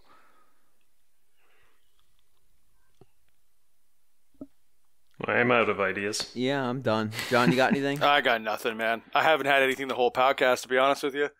I'm just making shit up. Maybe Nintendo should reach out to the former hosts of, or not hosts, but the people in charge of IGN, the Nintendo channel, and have them curate or bring to the surface some games. Oh wait, they're already doing that with Apple. Bwah, bwah. Yeah, I don't know. I'll trim that joke up for you, Guillaume. It's not a joke. It actually happened. I know all the former Nintendo channel IGN people are working at Apple, doing exactly what I just said. Just like trying to, like picking a game and putting it, putting a spotlight on it on the iTunes shop. And maybe them not being in the team that runs the shop, like being a team that sets the rules and signs the contracts, maybe them being just enough steps away gives them enough independence that them doing that doesn't feel like the people who make the business deals are also picking the winners. Mm-hmm. Yeah, maybe. Or maybe Apple just doesn't give a fuck. I'm gonna go with the second. Mm-hmm. Based on previous experience, I feel like that's the safer answer when dealing with Apple. We do not care. All right, well, that is going to do it we're going to call this the emergency episode of Radio Free Nintendo. I think we did all right, James. You can send us your emails to rfn@nintendoworldreport.com. Or we don't need your emails. We got this. John, we started the show referencing the fact someone asked us if Mario engages in sexual relationships. I'll tell you what, James. I'll tell you what. I am no longer going to drop the F-bomb on this show. That's it. I'm laying it out there. I'm cleaning up my act. So when John next drops the F-bomb on the show, email us at rfn@nintendoworldreport.com to remind us that John said he wouldn't do it, that we can then shame him for doing it. I mean, it would be a good idea. Some of our listeners are, new dads or new mothers, and they would appreciate being able to listen to our amazing voices while the kids are around. That is right. I have respect for the family unit, James. Maybe not everybody on this podcast does, but... And I mean, like your rag on how this podcast, this episode started, I think we did fine. Like, we barely have, 20 minutes of dead air. No. I mean, at least consecutively. That's right. There's no more than 12 seconds of me humming to try to make noise, so you guys don't have dead air. God help us, because we sure can't. All right, Greg, what's our sign-off music for this week? Well, yeah, so a game that I was playing that I didn't get a chance to finish because I've been inching through it at a painful rate is Leighton versus Wright on 3DS. Still haven't got to the end, and I'm not going to talk about it until I get to the end because you can do it. That's what I would play these games for. It's just whatever sort of craziness is going to go off at the conclusion, but it did remind me that I've got a long-standing kind of request on the books for a bit of music from the original Phoenix Wright Ace Attorney from Derek, the Steel Samurai theme, which is very similar to what we did with the Xenoblade 2 pick that you made, James. Mm-hmm. It's got that kind of retro Japanese TV show vibe going on. It does. But obviously with a very different instrument set, being originally a GBA game or whatever. But yeah, I think this is a lot of fun. And next week I'm out. Because the NFL draft is happening, so I will not be with you. I suppose for the Bills that's relevant, huh? Yeah, it is. Yeah, we got a lot of picks this year, you'd be, but you guys would be low because you made the playoffs. Yeah, exactly. But we traded up, and we've been busy with a lot of stuff going on with that. But yeah, I'll be gone, so you have to hear about whatever the hell happens in Labyrinthia a couple of weeks from now. I could tell you what happens in Labyrinthia, but you wouldn't believe me anyway. So I wouldn't have it any other way. So, all right. Well, that's going to do it for this episode of Radio Free Nintendo. Remember, if I'm doing the 20 questions, always assume some bullshit. Bye, everybody. Bye. Later.